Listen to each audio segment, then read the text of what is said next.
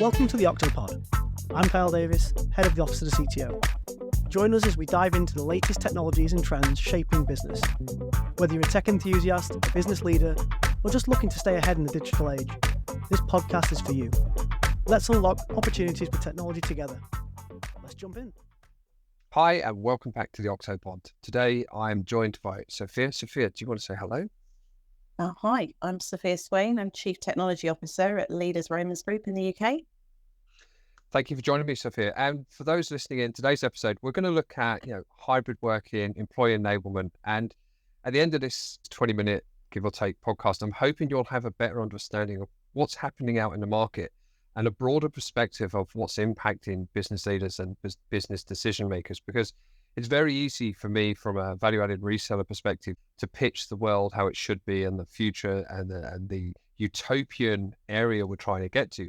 But I want to bring that into balance by looking at what's actually happening with business and what's happening out there in the real world. And for that, obviously, Sophia, I really appreciate you joining us today.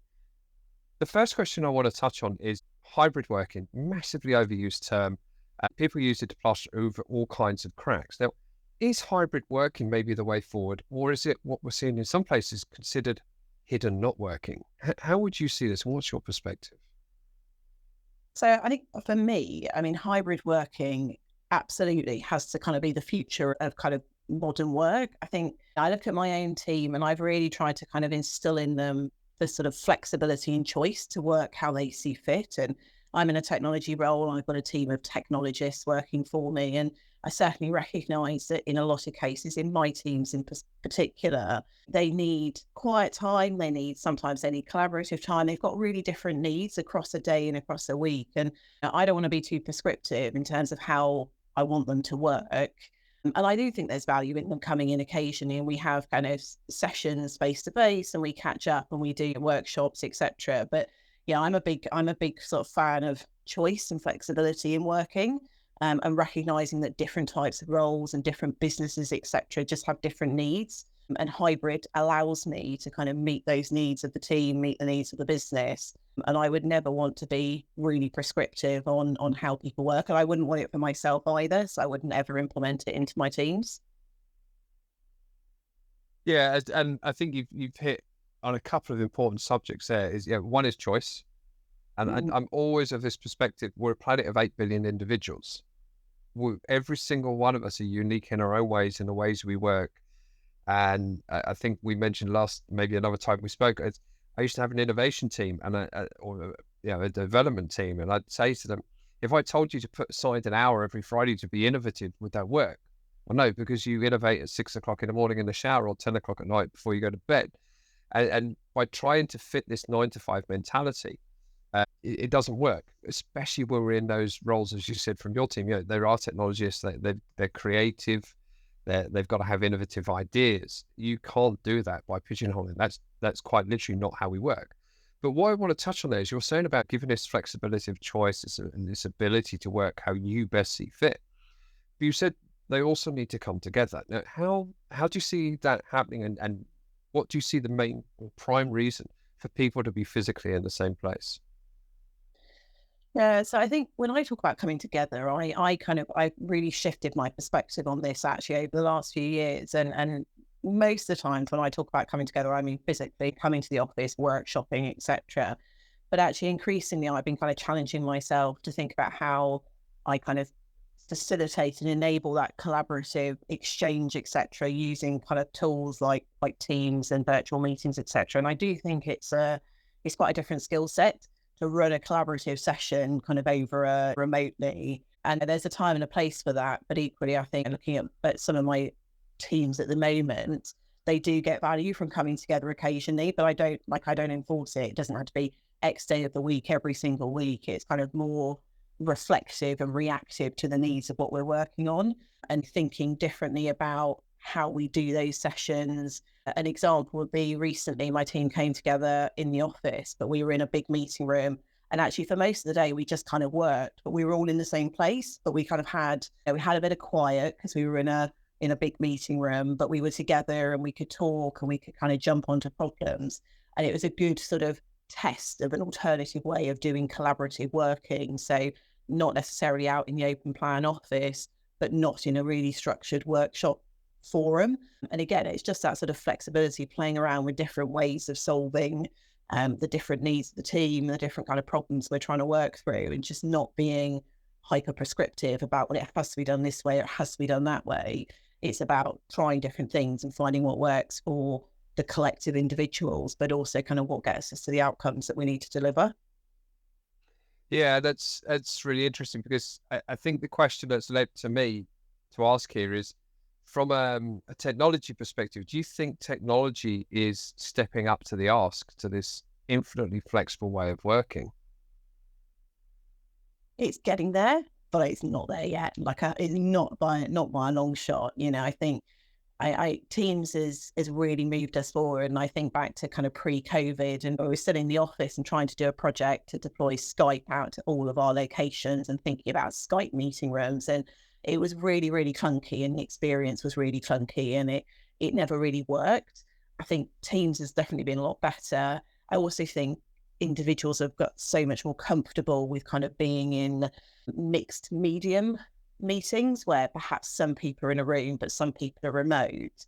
But there's a long way to go. And, there's a great tech out there that does some incredible stuff, but it's really expensive, and it's sort of out of the reach of the average organization. And the business case for it is quite a challenge.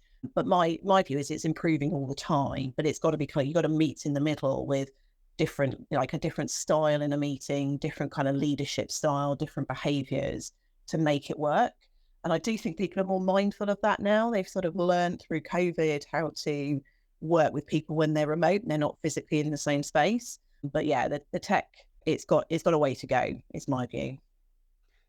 Yeah, and I think it's an equitable experience. I remember car phones joining into audio-only calls, and it was very disparate. You either had everyone in the meeting room listening to whoever was shouting down the phone from the car phone, or the car phone was a silent participant listening into everyone else. So that equity is definitely getting better. One thing I want to ask, on this technology, with your team, have you used AI in your meeting experiences yet? Not yet. No, actually, I just came, my last call, we were just talking about kind of how we could do something around AI to kind of help facilitate meetings. And I'm kind of really interested in some of the tooling that looks at like sentiment in meetings that are virtual. And does one individual consume most of the energy? Are they contributing the most? And I'm kind of interested in what I can learn from that as a leader, and sort of think about how I create the right dynamic. Because again, I kind of recognize that some people, they don't do their thinking in the moment. They need to kind of go away and they just think about things, and they might come back with an idea later. And it can be hard when you're in a virtual meeting, if you've got ideas, but you're not kind of ready to say them. Like all of those sort of different like challenges you've got to sort of think about, and you've got to balance the different needs of different individuals and their different styles. So yeah, I'm definitely interested in kind of what AI can do to help me understand an effective meeting and think about how I do it differently. But we're not there yet, unfortunately, as an organization. Yeah, it's interesting because the technology does that, but it also, I use it religiously now in my meetings, as technology helps me remember what I promised, which is equally important. And remind others what they promised as well, obviously. Yeah. That's been one of my biggest challenges, I think, is, I work best kind of like this, where I've got my speakerphone, I've got my camera, I don't have headphones on, and I can just sort of, my brain is free to think, and I can write my notes, and I can scribble stuff down. What I've found really hard is sitting in an open plan office, trying to do a virtual meeting where I've got headphones in and there's a lot of noise around me and I can get quite distracted. And I do find it really difficult to keep track of what I'm saying. And as you say, what I've committed to, and I've become very dependent on anything that I've scribbled down in my notebook. And that's just a reflection I've made on myself and sort of how I contribute best and where I do my best work. It's sort of more in this kind of setup. So yeah, we've been talking about some tooling to kind of help just keep track of all the things that I promise in an average meeting, and kind of hold me to account on the stuff that I say I'll deliver down the line. So that could definitely add a lot of value for me personally, I reckon. Yeah, indeed. So I'm going to move away from the hybrid working. I think we've done that one to death, as has most marketing engines so far. And let's look at employee enablement. Now, one of the stats I saw recently is about 35% on average is the cost of the business from operating expense. for people. Over a third of the cost to operate is staff, but then only, give or take, on average, 10% is for IT. And it seems for me quite often that 10% is sharply analysed, it's focused on, it's kept as low as possible. But I sometimes feel that it's very much disconnected from the employee, the 35% you're paying on a monthly basis. How would you, in your role as CTO, how do you see IT being as an enabler, not just a cost center for staff? Yeah, I guess, I mean, we're a people business, so we're always going to have a large sort of people presence. But equally, I think there's a lot that we can do as a business to kind of looking at just taking out some of the manual processes and bits and pieces. And you're right, there's a real sort of laser focus on technology costs and costs to implement, costs to run, etc. But yeah, I'm sort of certainly trying to push sort of thinking differently about where we can use technology to just streamline processes and sort of take out manual handoffs, checks and balances, etc. And I kind of hate to use the phrase, well, AI might be the answer. It might be. And my view is, I think we've discussed in the past, is that AI is the vehicle that gets you to an outcome, to a destination. It's not the destination in of itself. And I'm definitely kind of working with my business to say, where we see too much manual effort, where we see kind of there's too many sort of people in a process, could we use an AI tool set? Is there something we can do to kind of streamline that? But it's one of a number of different things that we're kind of thinking about. There's other things we're looking at, process optimization, etc. Can we architect our processes differently to just streamline things? And that's not necessarily a technology deliverable, but I think it kind of comes from a technology mindset of trying to find the simplest way to solve a problem. Yeah, and you're right. AI is seen as a panacea for so many things. And it has, I think I use the analogy with the AI is like a bike. It's to help you get there quicker and more efficiently. It's not to replace who or what you are. And I think businesses, you're taking a very high level approach as how do we fit it into different places? Because there's many different ways of implementing and using AI as there are ways to even consider using it. It's massively complex. But look, so the AI, the hybrid working, the employee enablement. Now, I want to jump back to one of the things you were saying. That was about choice, where we were talking about employee choice for how they work and where they work. What do you see from an employee choice from a technology perspective? The devices that people use or what people are coming to ask you for, is that varied or do they accept what they're given? Yeah, in this business, by and large, I accept what they're given. But I absolutely, I mean, we talked about this before. I'm a huge fan of choice and kind of having this concept of a catalogue of offerings. And again, recognizing that different people, and not just specific to their roles, but actually kind of more related to their learning styles, their ways of working. There's sort of like the neurodivergent kind of piece plays a part as well, that different people just need different things. And I'm a big fan of sort of having a catalogue of offerings and helping people understand, well, why would you choose this device over that device? Why would you maybe choose a tablet versus a traditional laptop? Maybe you're very much office desk based and the desktop is fine. You're never going to work flexibly. And just having a different range of options and a different kind of catalogue of things that the employee can choose from, but coaching them through the process of how to make that choice. The outcome I don't want is someone picks a certain sort of bundle of kit and then 3 weeks later goes, oh, actually, no, this doesn't work for me. And they're kind of constantly chopping and changing. So I really want to help them on that journey and help them understand the pros and cons of different things. But yeah, I'm a big fan of giving people a bit of choice and recognizing just that difference in styles of working, but also people's different needs. Could be that they travel a lot or they're commuting, etc. And just different things work differently or work better for different people. Yeah, really interesting.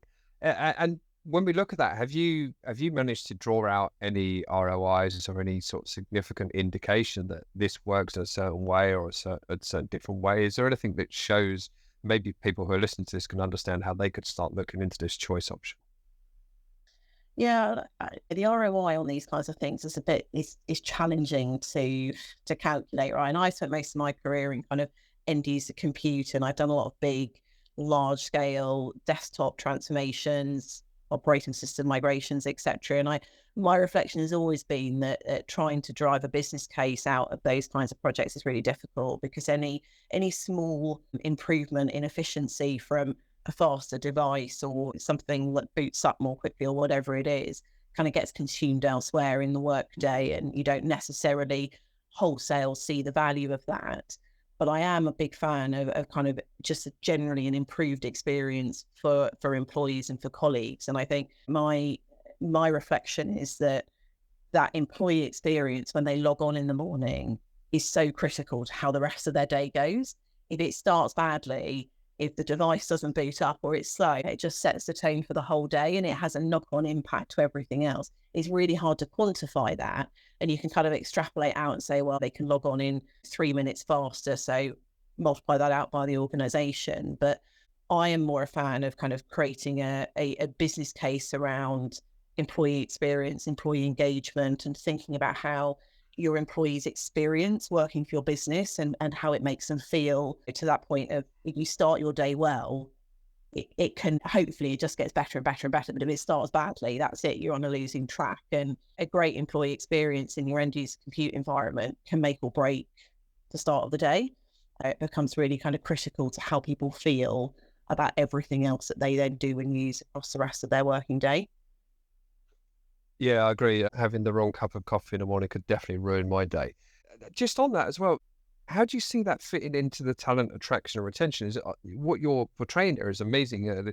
This coaching, this flexibility of choice, this enablement, and this full understanding is, we want you to have a start of the day to end of the day employee experience that makes you feel like you're actually on not on a roller coaster. You're on a really easy ride. This isn't a struggle. You're not having to make things difficult. But that must be really good when you look at trying to attract the right talent. Do you find that's coming into the conversation? Is it actually changing how much of your workforce you retain, and let's call it the net happiness score?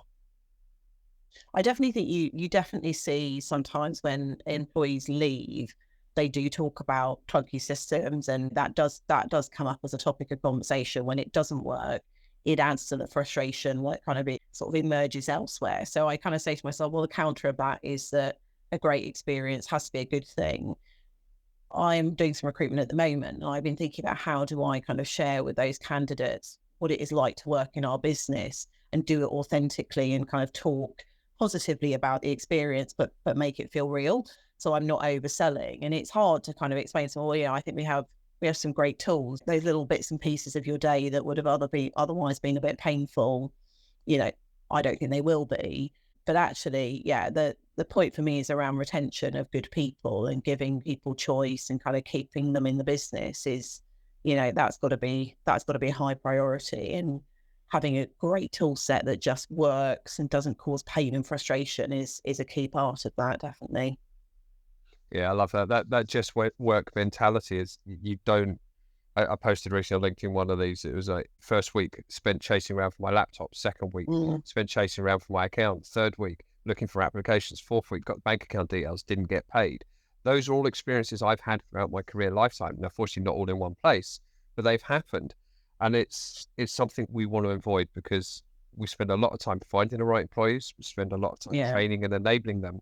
We don't want them to leave because they had a suboptimal experience with what is quite often a simple administrative system that they're relying on. But it's been an absolute pleasure talking to you, Sophia. I really enjoyed this. We covered hybrid working. We looked at how the meeting space is changing, how we're doing more hybrid meetings, and how we can create more equity. We've been looking at employee enablement. We look at the importance of making employees feel important for, there's a really bad use of the words there, but you understand that they have to feel valued. And by doing that, I definitely agree, we attract the right workforce. We give them a motivation, and we give them a reason to stay, because they hopefully enjoy their work and feel that they're empowered with the right equipment to do their job. So once again, thank you very much. I really appreciate taking the time to talk to me today. Thank you. Today's episode. Be sure to check out the back catalogue for more great insights. Don't forget to subscribe via your favourite podcast platform so you never miss an episode. We appreciate your support. And if you have a topic you want us to cover, feel free to reach out. Catch you next time.